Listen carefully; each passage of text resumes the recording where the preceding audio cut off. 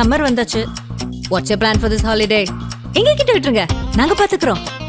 VGT Holidays. GT Holidays, South India's #1 travel brand. Purity you can feel. Intention you can carry.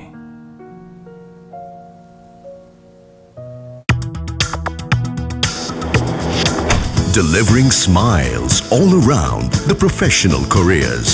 Reach us to reach them. கூட்டணி முறிய போகுது அப்படின்ற தகவல் வந்துட்டு இருக்குது. அதுலயும் குறிப்பா திமுகவும் அதிமுகவும் சேர்ந்து திருமாவளவனை முதலமைச்சர் ஆக்க போறாங்க அப்படின்ற தகவலுக்கு அவர் சொன்ன கருத்தும் இப்ப பெரிய பேசுபொருளா மாறி இருக்கு. தமிழ்நாட்டினுடைய ஒரு அரசியல் பொலிட்டிக்கல்ல it has a lot of the confabulation. அதை என்ன சொல்வதுன்னா மிகப்பெரிய குழப்ப சூழல் இருக்கு. நீண்டகால திட்டத்தை வெற்றிகரமாக முடித்திருக்கிறார் பாரதிய ஜனதாவும் தமிழ்நாட்டை சார்ந்த சில பிஜேபியினுடைய முக்கியமான ஆட்கள். என்ன அப்படின்னு கேட்டீங்கன்னா, அவங்களுக்கு ஆரம்பத்தில் உள்ள டாக்கு அதிமுகவை காலி செஞ்சிடும். அந்த கூட்டத்தில் கலந்து கொண்ட CV சண்முகமும் வேலுமணியும் அமைதியாக கேட்டுருக்கும் போது திடீர்னு சொல்லிடுவார், டிஎம்கே நமக்கு ஒரு வாய்ப்பு, நான் முதலமைச்சர் ஆகிறேன், அதிமுக ஆட்சிக்கு வரும், விஜயனுடைய அரசியல் அதிகாரத்தை பிடிச்சிடலாம் அப்படின்னு சொன்னவங்க ஷாக் ஆகிடும். யாரெல்லாம்? வேலுமணியும் CV சண்முகம், விராலிமலை விஜயபாஸ்கர். சிறுபான்மையினர் வாக்கு சதவீதம் 16%. எல்லாமே இன்றைக்கு போயிட்டு இன்னைக்கு டிஎம்கேடைய பெரும் தோல்விக்கு காரணம் எல்லாராலும் கவரப்பட்ட இளைஞர்கள் எல்லா சமூகத்திலும். முதலாக ரிப்போர்ட் நான் தான் கொடுத்தேன். தன் கூட பயணித்த விடுதலை சிறுத்தைகளுக்கு இடத்தை கொடுக்காமல் 0.5% இல்லாமல் 0.25% இல்லாமல் கொள்கையும் இல்லாமல் மோடி கூடயே பயணித்த திருமதி பிரேமலதா விஜயகாந்துக்கு 0.43% இருந்த பிரேமலதா விஜயகாந்துக்கு நீங்க கொடுத்த எத்தனை சீட்டு? 10 சீட்டு. ஆகாயம் தமிழ் நண்பர்களுக்கு அன்பு வணக்கம். நம்முடன் மூத்த பத்திரிகையாளர் திரு சுஃபியான் அவர்கள் இணைந்திருக்கிறார். வணக்கம் சார். வருங்க சார். அரசியல் காலத்தில் இப்போ நடக்கக்கூடிய நிகழ்வுகள் எல்லாமே புதுசாக இருக்குது. அதுலேயும் குறிப்பாக விஜய் வந்ததுக்கப்புறம் அரசியல் களமே முற்றுமுழுதாக மாறி இருக்கு அப்படின்னு சொல்லலாம். அதில் திமுக ஆதரவு நிலைப்பாட்டில் நீண்ட காலமாக இருந்த திருமாவளவன் ஒரு ஒசிலேஷனில் இருக்கார் அப்படின்னு ஆரம்பத்துலேருந்தே சொல்லிட்டு இருந்தாங்க. அவங்க விஜய் கூட கூட்டணி போகலான்னு இருக்கும்போது திமுக தரப்பு அழுத்தம் தந்தனால போகலை அப்படின்னு சொன்னாங்க. அதே போல் இப்போ எலெக்ஷன் முடிஞ்சதுக்கப்புறம் மறுபடியும் இந்த கூட்டணி முறிய போகுது அப்படின்ற தகவல் வந்துட்டு இருக்குது. அதுலேயும் குறிப்பாக திமுகவும் அதிமுகவும் சேர்ந்து திருமாவளவனை முதலமைச்சர் ஆக்க போகிறாங்க அப்படின்ற தகவலுக்கு அவர் சொன்ன கருத்தும் இப்போ பெரிய பேசுபொருளாக மாறி இருக்கு. பின்னணியில் என்ன அரசியல் சார் இப்போ? ஆக்சுவலி இப்போ நீங்கள் சொன்ன மாதிரி தமிழ்நாட்டினுடைய ஒரு அரசியல் பொலிட்டிக்கல்ல it has a lot of the confabulation. அதை என்ன சொல்வதுன்னா மிகப்பெரிய குழப்ப சூழல் இருக்குது. இப்போது இதில் அனாதையாக்கப்பட்டிருப்போர் பாரதிய ஜனதாவினுடைய தேசிய தலைமை. இன்றைக்கு ஒரு முக்கியமான கட்டுரை வெளியாகிறது. டெல்லியிலிருந்து அமித்ஷாவினுடைய பல திட்டங்களை இன்று மாலை இப்பொழுது பேட்டி எடுக்கும் வரை ஒரு முடிவு கிடைக்காமல் மதியானம் வரைக்கும் இருந்தது, காலை 10:30 11 வரைக்கும். அதற்கு பிறகு தான் இப்பொழுது அவசரமாக தாங்கள் ஆதரவு தெரிவித்த அந்த விவகாரத்தை அமித்ஷா தரப்பிலே, வேலுமணி யார் என்று சொன்னால் அமித்ஷாவினுடைய ப்ராக்சி, அவர் இருப்பதும் அதிமுக, ஆனால் அவர் பிஜேபியினுடைய ப்ராக்சி, அதில் எந்த விதமான இதுவும் இல்லை. அவருக்கும் ஜக்கி வாசுதேவ் போன்றவர்களுக்கெல்லாம் நல்ல ஒரு இணைப்பான உறவுகள் உண்டு. மற்ற விஷயங்களை ஒவ்வொரு அரசியல் கட்சிகளும் எல்லோரும் க்ளோஸாக இருக்கிறது, அந்த அடிப்படையில் அவர்கள் இருக்கிறார்கள். இப்போ நமக்கு மிக முக்கியமாக இங்கே பார்க்கிறது, தமிழ்நாட்டில் காங்கிரஸ் இல்லாத ஒரு ஆட்சி இருக்கணும் அப்படின்னு தான் பிஜேபியினுடைய நெடுங்கால திட்டம், காங்கிரஸ் முக்த் பாரத். ஆனால் இன்றைக்கி விஜய்க்கு இருக்கக்கூடிய பெரும் சவால், அவர் வெற்றி பெற்றதே பிஜேபியினுடைய ஐடியாலஜிக்கு எதிராக தான் வெற்றி பெற்றிருக்கார். நல்லா கவனிக்கணும். பிஜேபி கூட சேர்ந்தால் அவர் வெற்றி பெற மாட்டாங்க, யாருமே வெற்றி பெற மாட்டாங்க. காரணம், அந்த கட்சியில் 30% மேற்பட்டவர்கள் தலித்துகள் தான் அவங்க வாக்களித்திருக்கிறார்கள், இளைஞர்கள். 36 மாவட்ட செயலாளர்கள் கட்சியிலே தலித் சகோதரர்கள் தான் இருக்கிறார்கள். 70 வேட்பாளர்கள் சிறுபான்மையினர்களும் தலித்துகளும் இருக்கிறார்கள். இந்த கட்சியில் ஆதிக்கம் செலுத்துவதற்கு பாஜகவுக்கு எந்த வாய்ப்பும் கிடையாது. ஆனாலும் நீண்டகால திட்டத்தை வெற்றிகரமாக முடித்திருக்கிறார் பாரதிய ஜனதாவும் தமிழ்நாட்டை சார்ந்த சில பிஜேபியினுடைய முக்கியமான ஆட்கள். என்ன அப்படின்னு கேட்டிங்கன்னா, அவங்களுக்கு ஆரம்பத்தில் உள்ள டாக்கு அதிமுகவை காலி செஞ்சிடணும். செல்வி ஜெயலலிதா அவர்கள் இறந்து போகிற போதே நாயுடு மூலம் அந்த பணியை ஆரம்பித்தார்கள். திருமதி சசிகலா அவர்கள் வந்துவிட்டால் கட்சி ஒன்றுபட்டு விடும், அது அவங்களுக்கு தெரியும். உடனடியாக முடக்கப்பட்ட கேஸை உடனடியாக கொண்டு 48 மணி நேரம் கூட டைம் கொடுக்காம உள்ளதுக்கு வைத்தார்கள்.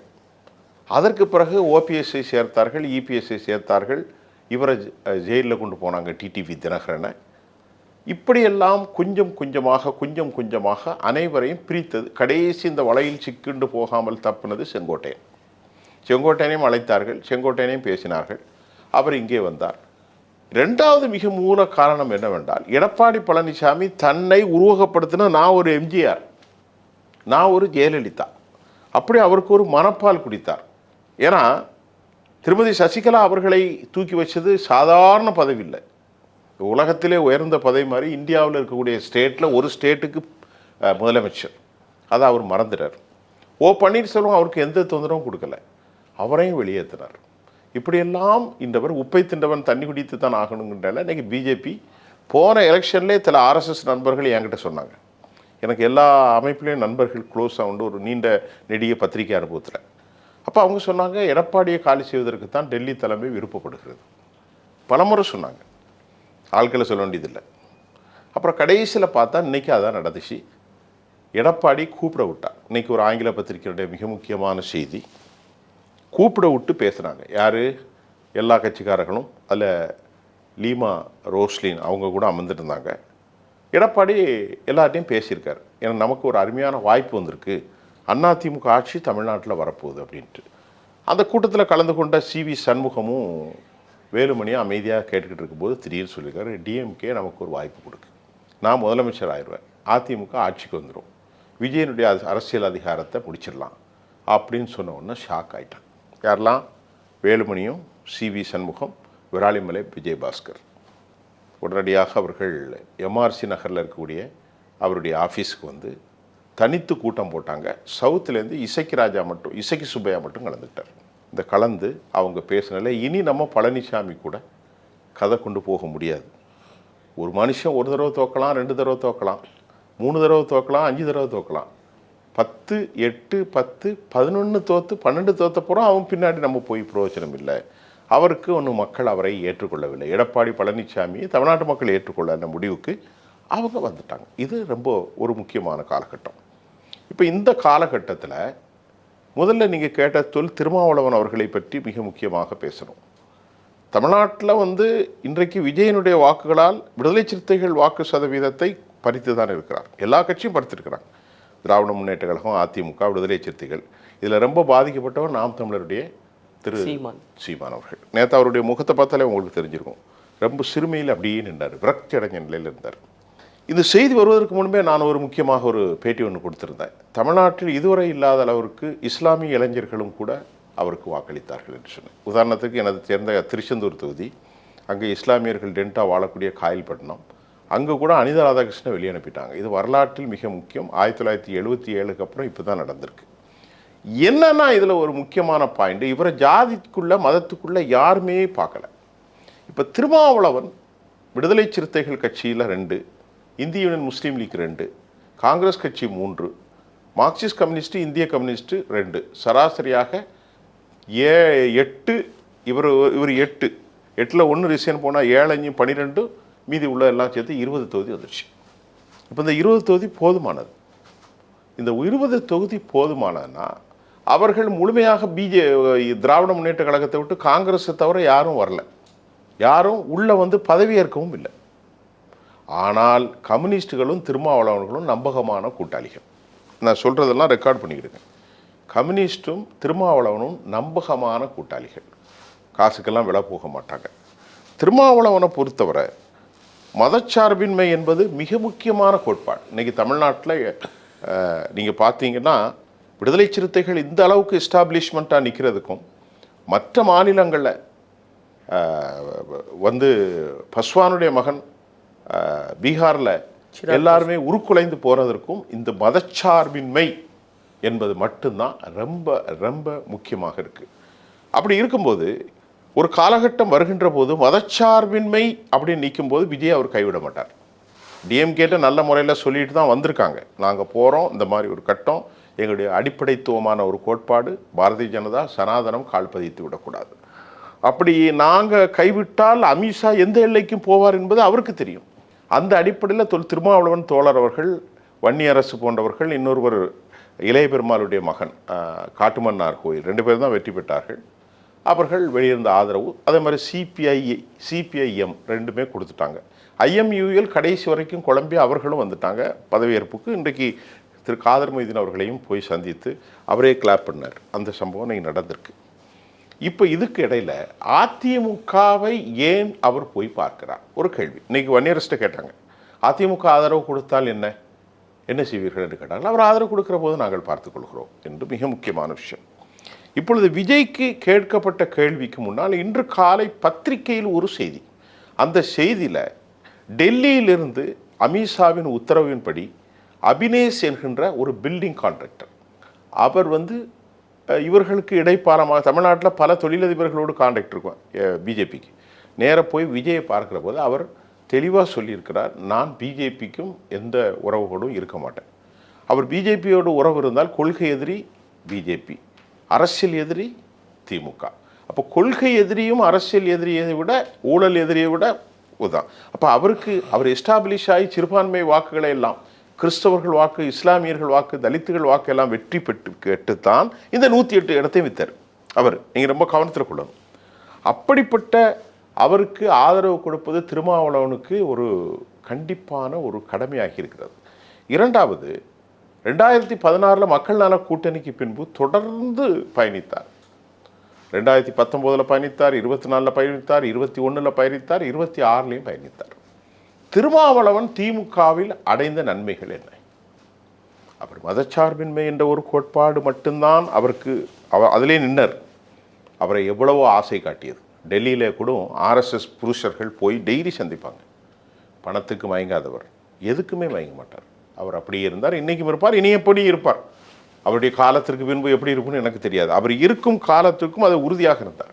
திராவிட முன்னேற்ற கழகத்தில் தலித்துகள் எவ்வளவோ கேவலப்படுத்தப்பட்டார்கள், எவ்வளவோ அசிங்கப்படுத்தப்பட்டார்கள், அதையும் பொறுத்துக்கிட்டார்.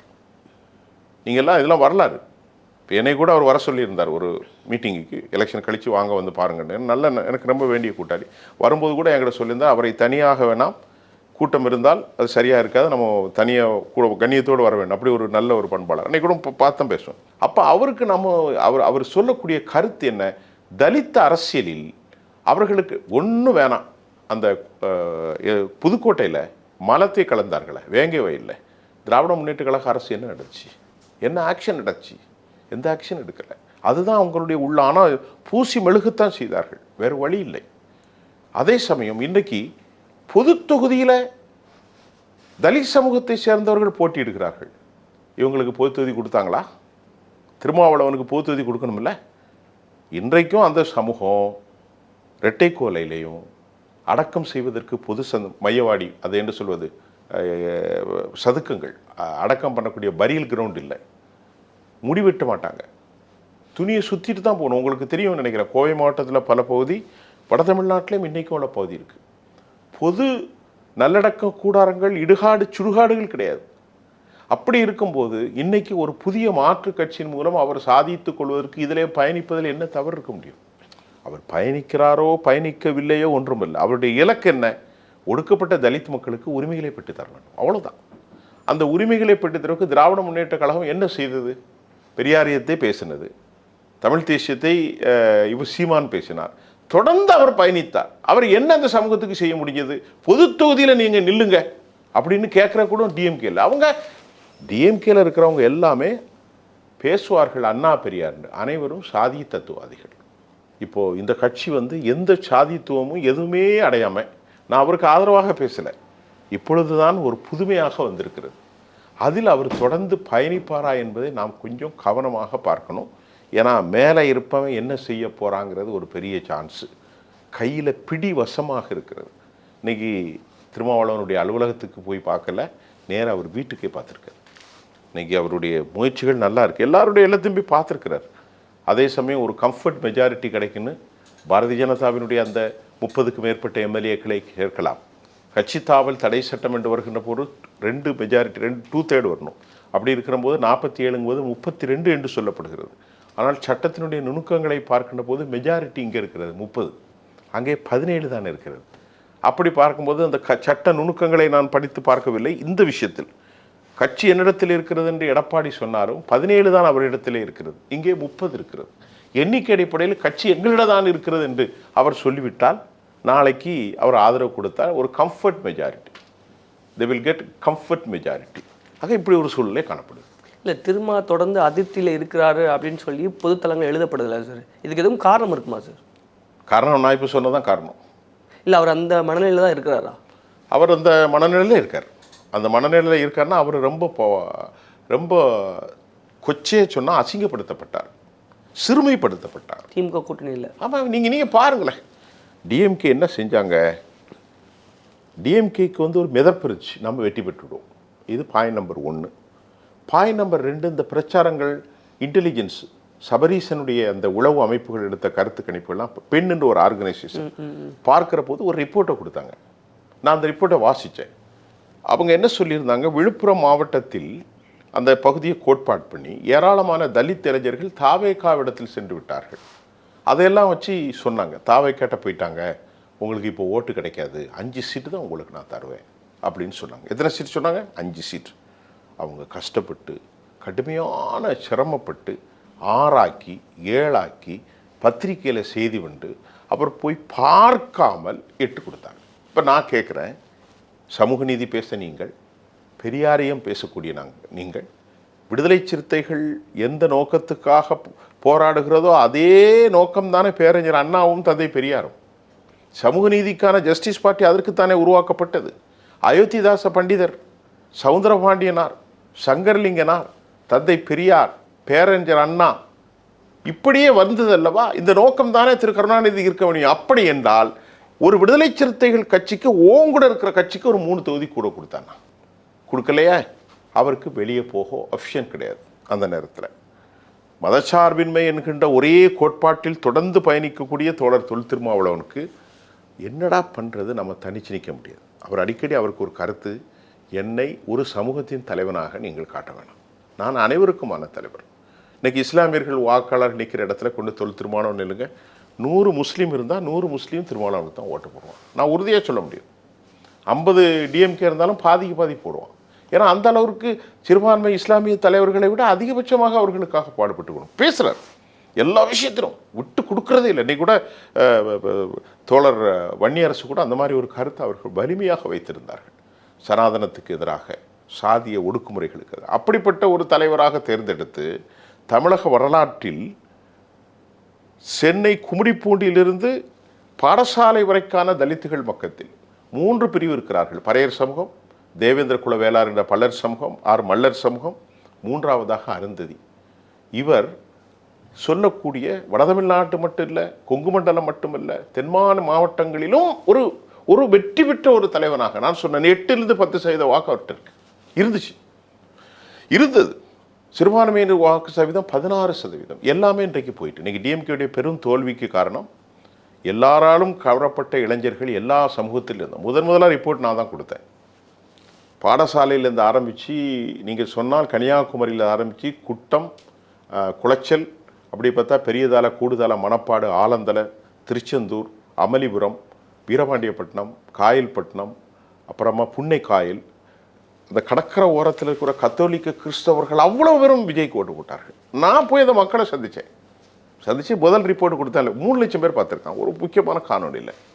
அப்போது விடுதலை சிறுத்தைகளுக்கு தன் கூட பயணித்த விடுதலை சிறுத்தைகளுக்கு இடத்தை கொடுக்காமல், 0.5% இல்லாமல், 0.25% இல்லாமல், கொள்கையும் இல்லாமல் மோடி கூடையே பயணித்த திருமதி பிரேமலதா விஜயகாந்துக்கு 0.43% இருந்த பிரேமலதா விஜயகாந்துக்கு நீங்கள் கொடுத்த எத்தனை சீட்டு? 10 சீட்டு. 10 தானே? 10. தம்பிக்கு எம்பி, அம்மாவுக்கு கேட்ட இந்த பக்கம், பையனுக்கு விருதுநகர். கையில் கொடுத்த அமௌண்ட்டு பெரிய அமௌண்ட். எனக்கு தெரியும், அதெல்லாம் சொல்ல வேண்டியதில்லை. புரியுதா உங்களுக்கு? அப்போ அவருக்கு மன வருத்தம் வருது. சார் திரும்ப வந்து திமுக முதல்வர் ஆக்குறேன் அப்படின்னு சொன்னதா ஒரு தகவல் இப்போ தொடர்ந்து போயிட்டே இருக்கல சார். அந்த தகவலில் உண்மை இல்லை. திருமாவளவனை டிஎம்கே நிச்சயமாக ஆக்கவும் செய்யாது, அதற்கான வாய்ப்பும் கிடையாது. திராவிட முன்னேற்ற கழகம் எடப்பாடியைத்தான் ஆக்கணும்னு சொல்லிச்சு. எடப்பாடி பழனிசாமியை விஜயை க்ளோஸ் பண்ணுறதுக்கு தான். அந்த அளவுக்கெல்லாம் கொண்டு வந்து அவங்க திருமாவளவனை கொடுத்துட்டு மற்ற ஜாதிகாரன் என்ன நினைப்பான்? டிஎம்கே ஒரு பறையர் சமூகத்தை சார்ந்தவனா தமிழ்நாட்டுடைய முதலமைச்சர் ஆக்கிட்டானே, அப்படியெல்லாம் பார்ப்பான் கணக்கு பார்த்து. அந்த பார்வையே இல்லாமல் அனைவருக்குமாக மனிதனாக பார்த்து மனிதன் ஒரு தாயின் பிள்ளைகள் அப்படி பார்த்து ஓட்டு போட்டது தமிழ்நாட்டு வரலாற்றில் இப்போ தான் சார் முதல்ல. 40 கோடி எங்கே சார் இருக்குது? ஆட்டோ ஓட்டினா தமிழ்நாட்டில் கட்ட பஞ்சாயத்து பண்ணுற மாதிரி அவ்வளோ போலீஸ்காரனும் ஆட்டோ ஓட்டிட்டு கள்ளத்தனமாக பிளாக் மார்க்கெட்டில் ஆட்டோ அரசியல்வாதிக்கு ஓடுது பாருங்கள். அந்த ஆட்டோ ஓட்டி 1000 ரூபா கிடைக்கும். அதில் 500 ரூபாய் ஆட்டோ கொடுத்துட்டு நான் 500 ரூபாயை வச்சு குடும்பத்தை ஓட்டக்கூடிய சாதாரண தினக்கூலிகள் தான் நெய் ஜெயித்தான். அவனுக்கு என்னன்னே தெரியாது. இன்றைக்கி ஒரு அம்மா பேசுனாங்க, நான் சட்டமன்றத்தின் எல்லாம் தப்பாக பேசுகிறாங்க. அது ரொம்ப கொஞ்சம் கண்ணீர் வந்தது. அவங்க பாவம், அவங்களுடைய உணர்ச்சியில் போகிற அந்த கட்சியில் ஜெயிச்சிருக்காங்க. அவர் சொல்லி கொடுத்ததை கூட சொல்ல தெரில. அவ்வளோ எளிமையான மக்கள், அவ்வளோ எளிமையான மக்கள். தோழர் முஸ்தஃபான்னு ஒருத்தர் நின்றார். அவர் கூட அன்றைக்கி பார்த்தேன், என்ன ஜெயிச்சிருவீங்களா மிஸ்டர் முஸ்தஃபான்னு. ஏதோ நின்றானே அப்படின்னாரு. கடைசியில் பார்த்தா அவர் பெரிய ஜாம்பவான்களை எடுத்து செஞ்சுருக்காரு. ஒன்று சுந்தர் சி குஷ்பினுடைய ஹஸ்பண்டு, மற்றொரு பிடிஆர் தியாகராசன். அவர் நல்ல மனுஷன், ஜெயிச்சிட்டார். ஏன்னா மக்கள் பார்க்கல, விசில மட்டும்தான் பார்த்தாங்க. நான் கிட்டத்தட்ட ஒரு பல நூற்றுக்கணக்கில் பார்த்தேன். சென்னையில் ஒரு தலித் அம்மாவை கேட்டேன், இந்த பக்கம் பெரம்பூரில். அந்த அம்மா சொன்னாங்க 3000 ரூபா டிஎம்கே கொடுத்தாங்க. அம்மா நீங்கள் எதுக்கு ஓட்டு போட்டீங்க? டக்குன்னு அந்த அம்மா சொன்னாங்க பிகில் அப்படின்னாங்க. பிசில் எனக்கு டக்குன்னு புரியல. பிகில்னா என்னதுன்னு கேட்டேன். பக்கத்தில் பிகில் இல்லை பிகில். அதிகமாக திரைப்படம் பார்க்குறது ஆள் இல்லைன்னா, அதனால் பிகில்னா என்னன்னு கேட்டேன். பிகில்னா விசில் தானா, படம் ஒன்று இருக்கோ அப்படின்ட்டாங்க. அப்புறம் தான் சொன்னாங்க 3000 ரூபா. அப்புறம் டக்குன்னு என்கிட்ட சொன்னாங்க, நான் என்னமோ டிஎம்கே நினச்சிக்கிட்டு. இல்லைன்னா நான் டிஎம்கே தான். நீ எதுக்கு போட்டாலும் சரி, நீ முதலே சொல்லிட்டா, விஷயத்தை விடு. அப்புறம் வாக்கெடுக்கிற இடத்துல அவ்வளோ பிள்ளைகளும் கேட்டேன். 23 வயசு 25 வயசு பிள்ளை எல்லாருமே தளபதி வண்டியில் போயிட்டு இருக்கிற இடத்துல கேட்டேன். அப்போது தான் நான் ரிப்போர்ட் எழுதினேன் ஒரு ஆங்கில பத்திரிகைக்கு. அவன் கேட்டான் என்கிட்ட. அப்போ தான் அவன்கிட்ட சொன்னேன், இங்கே சென்னையில் தான் இருந்தாங்க. எப்பா நான் அளவுகோல் இதுவரைக்கும் எனக்கு 40 வருஷம் அனுபவம் இருக்குது. 77க்கு அப்புறம் 84க்கு அப்புறம் முதலாக சிறுபான்மை இஸ்லாமிய இளைஞர்கள் இப்போது தான் இடம் மாறி இருக்கிறார்கள் திமுகவை விட்டு. இந்த சமீட்சை எனக்கு ஏதோ சில குழப்பத்தில் வந்திருக்கிறது. ஆக்சிஸ் பத்திரிகை மட்டும்தான் சொன்னான் 120 இடம் பிடிப்பான். கரெக்டாக வந்து நடிச்சு. புரியுதா உங்களுக்கு? ஆக நீங்கள் கேட்ட கேள்விக்கு தோழர் தொல் திருமாவளவன் இன்னும் திமுகவின் மனவெறுப்பில் தான் இருக்கிறார். அவர் இன்னைக்கு பார்த்துருக்காரு. இது அவருக்கு எல்லா விதத்திலும் பிளாட்ஃபார்ம் கேட்பது. ஒரு இளைஞர் ஒரு 52-53 வயசாச்சு. அவருக்கும் பெரிய வயதில்லை, 61 வயசு. இணைந்து நம் தலித்துகளின் வளர்ச்சிக்கும் மதச்சார்பின்மைக்கும் சாதி மத ஒடுக்குதலுக்கும் போராடலாமே. இதில் ஒன்றும் தப்பு இல்லையே. அங்கே துரைமுருகன் தான் இருப்பார், அங்கே பொன்முடி தான் இருப்பார், அங்கே ஐ பெரியசாமி தான் இருப்பார், அங்கே ஸ்டாலின் தான் இருப்பார், அங்கே உதயநிதி தான் இருப்பார், அங்கே இன்பநிதி தான் இருப்பார், அங்கே தங்கம் தென்னரசு தான் இருப்பார், அங்கே கனிமொழி தான் இருப்பார். மாற்றம் வரட்டுமே, தப்பு ஒன்றும் இல்லை. இது பார்வை. உங்களுடைய கருத்துக்களை எங்களோடு பகிர்ந்து மிக்க நன்றி. நன்றி.